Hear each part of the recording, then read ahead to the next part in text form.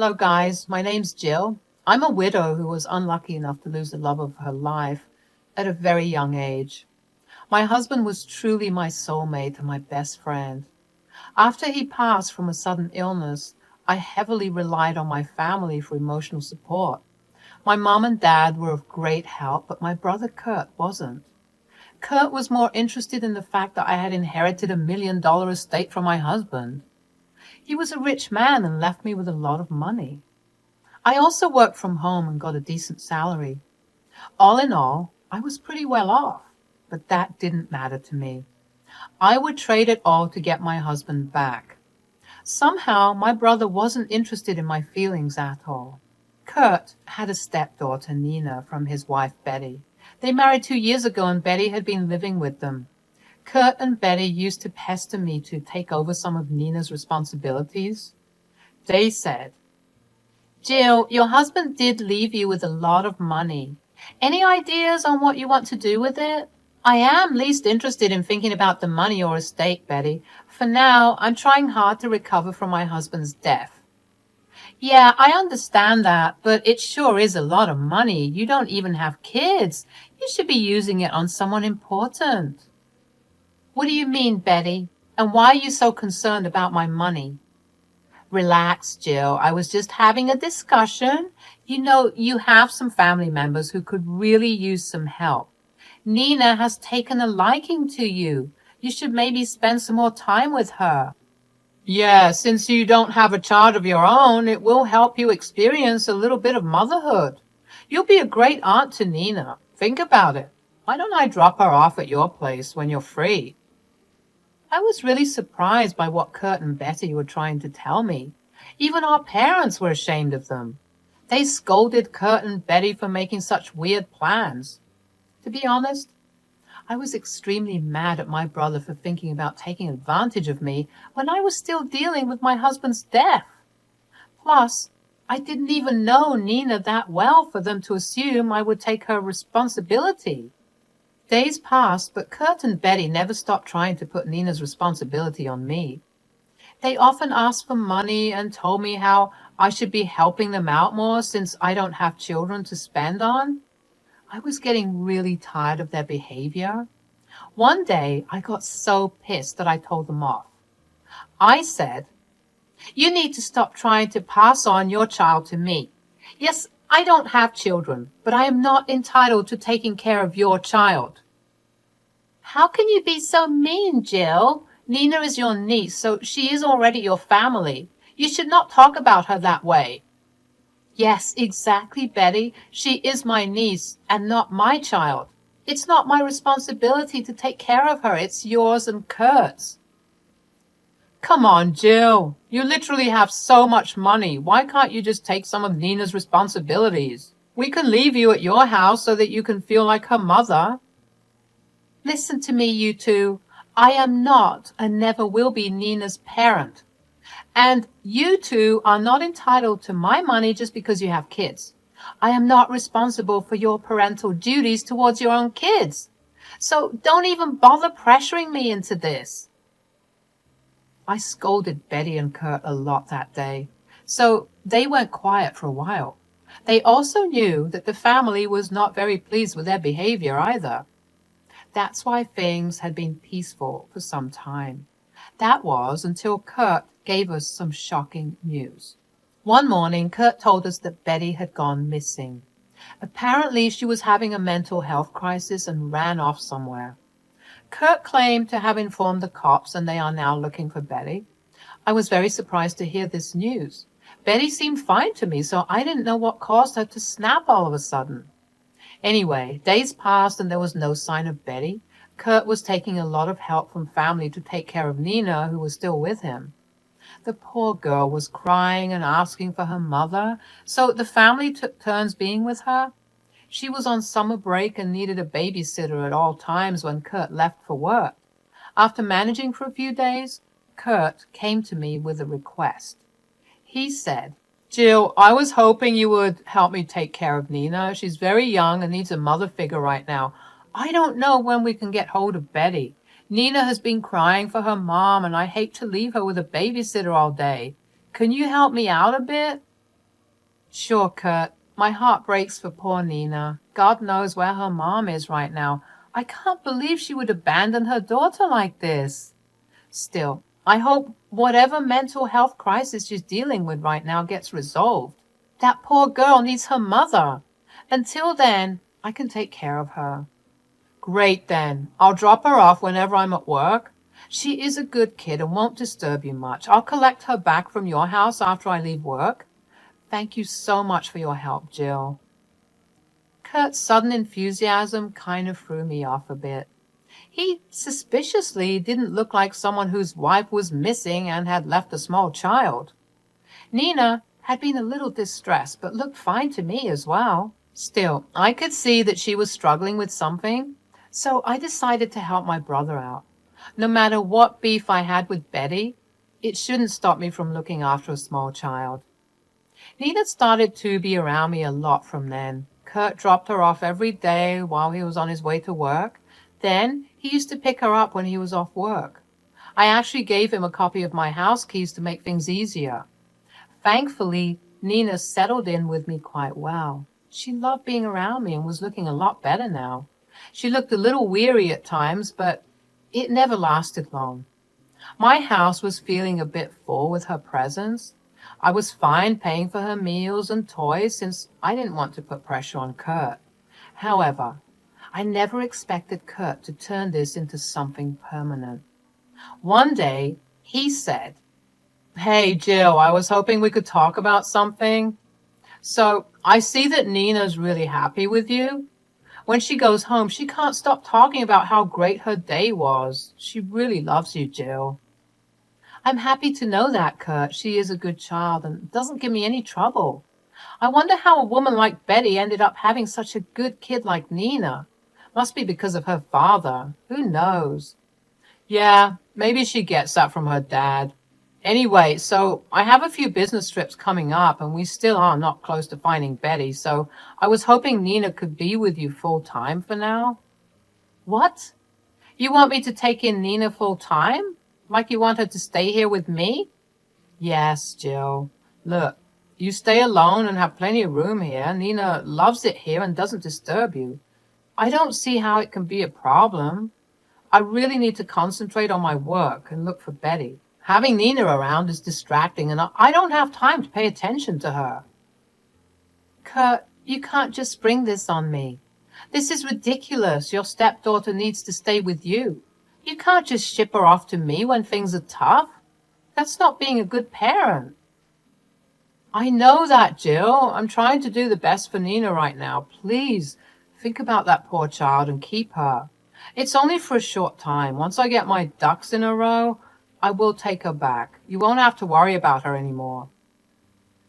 Kurt kept begging and pleading with me to let Nina stay with me. I was pretty annoyed with him, but needed to think about Nina. It was true that she seemed happier with me, but taking her in-house was a big responsibility, so I wasn't sure. Somehow, Kurt involved our parents and extended family who were also pressuring me to take Nina in. They felt bad for the child and for Kurt. After being under immense pressure, I agreed to take Nina in. Kurt seemed to be very happy with this outcome. Slowly, Nina moved into my house and stayed there permanently. I set up one of the spare rooms for her and even added new furniture to accommodate her. Plus, I bought her a lot of toys and clothes. She was happy to be around me and enjoyed being at the house. I was also growing close to her. Nina considered me as one of her parents. That's why it was easy for her to tell me the truth about Kurt and Betty. Yes, it was Nina who exposed the horrible secret of her family. One day, she said, "You are so nice, Aunt Jill. I love you a lot. Dad says that you love me as well." I do love you a lot, Nina. You are almost like my own child now.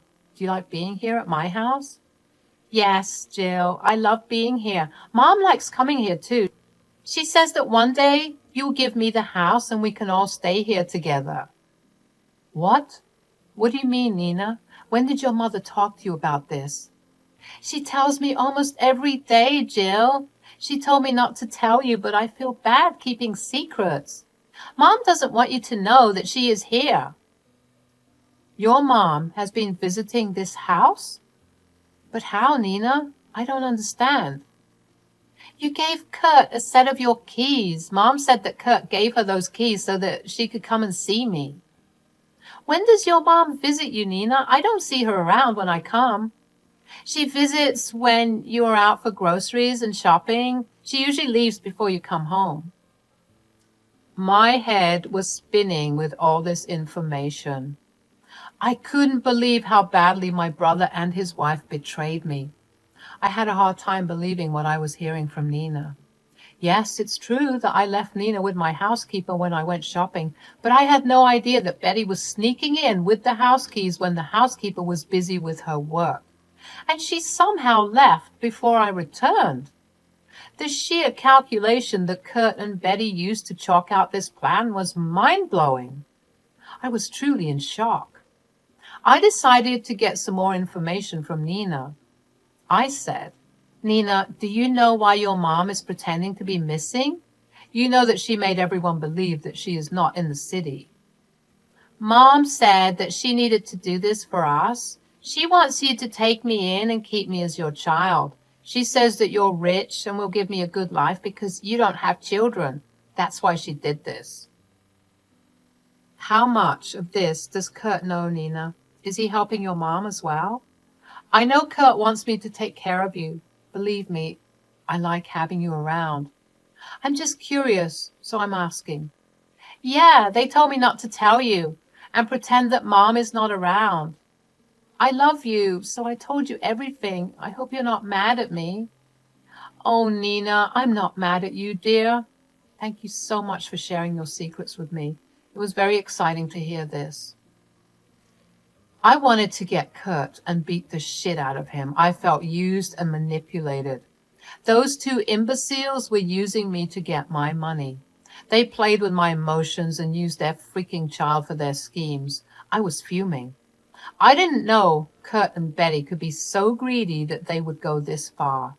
They lied to the entire family to make Nina my heir.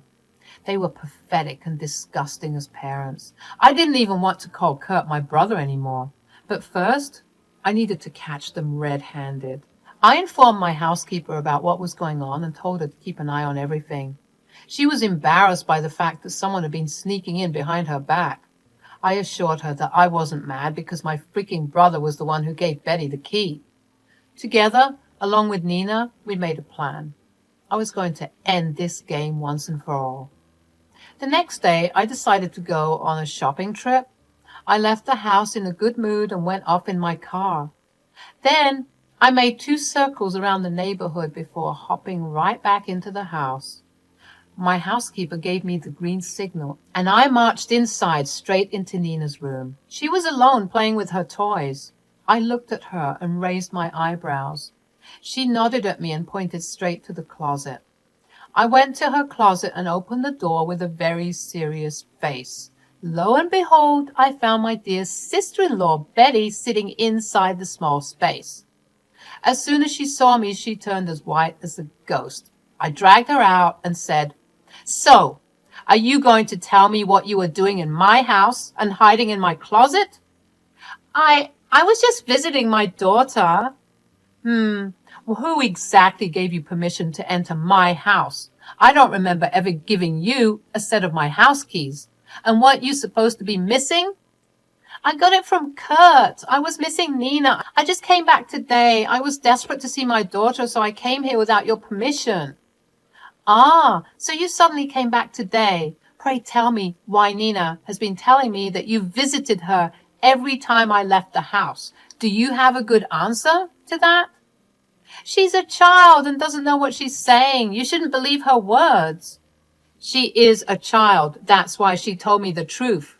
You tried to recruit your child in your evil plans of enjoying my money. You should be ashamed of yourself, Betty. You should have thought twice before trespassing into my house. You know that I can get you arrested, right? Betty looked really frightened and started to sweat. It didn't occur to her that she literally came to my house illegally, and I was well within my rights to get her arrested. She was really nervous when she comprehended the situation. She knew that she was stuck. I told the housekeeper to take Nina to my room so that Betty couldn't use her as a blackmail tool. She was stuck with me for good. She said, "Jill, there's no need to get the police involved. I swear I just returned today.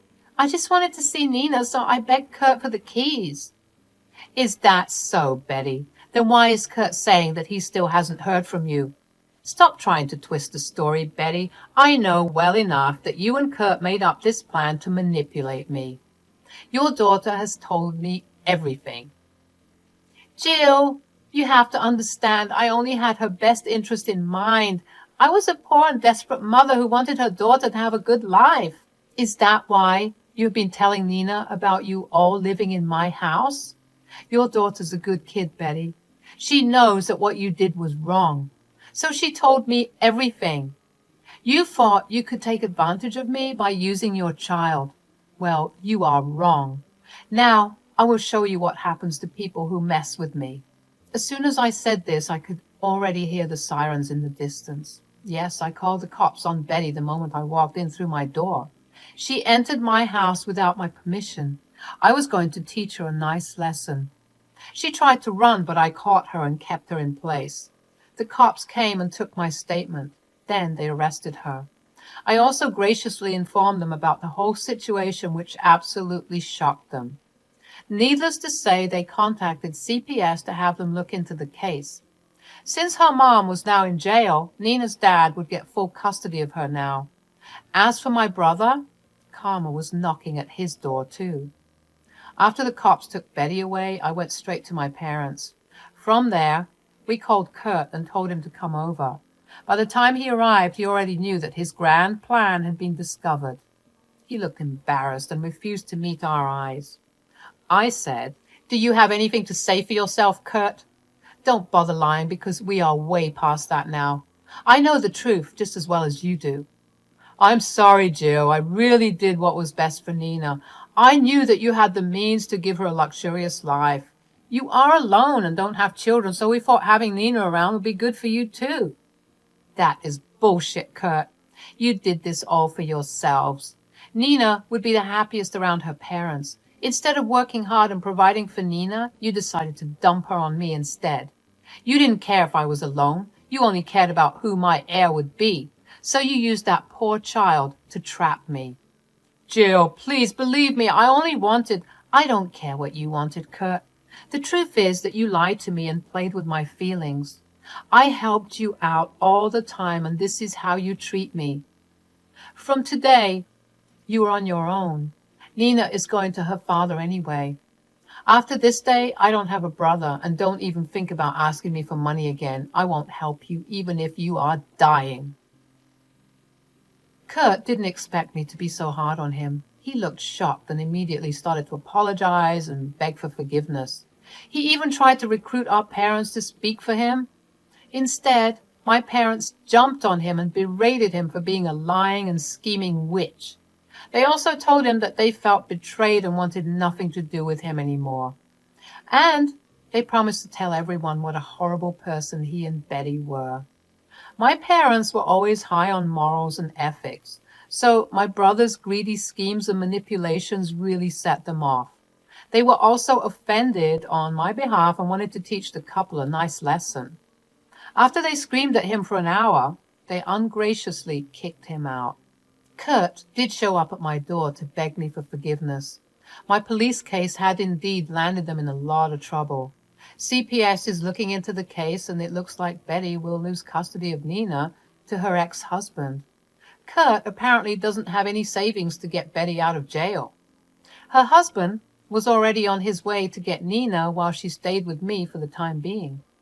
I told Kurt that he and Betty deserved whatever was happening to them.